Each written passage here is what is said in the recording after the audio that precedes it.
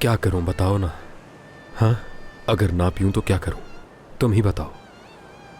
सच में अगर ऐसा होता कि ये पीकर मैं कल रात जो हुआ भूल जाता तो मैं समंदर खाली कर देता। देखो, तुम्हें ये सब नहीं करना चाहिए। ये सब करके तुम अपने साथ बहुत ज्यादती कर रहे हो। छोड़ दो ये सब। कमाल करते हो, सच में कमाल हो तुम। लेकिन मैंने तुम्हें भी जलील करवाया है। मेरी वजह से तुम्हें भी क्या देखना पड़ा। भाभी के सामने हम सब जलील होकर रह गए। मैं अब उनका सामना कैसे करूंगा बताओ ना।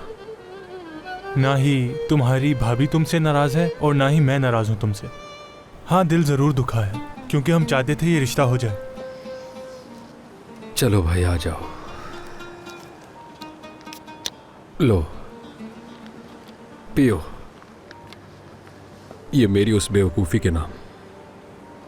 मोहब्बत है ही ऐसी चीज मेरे भाई, बेवकूफ़ी करवा देती है।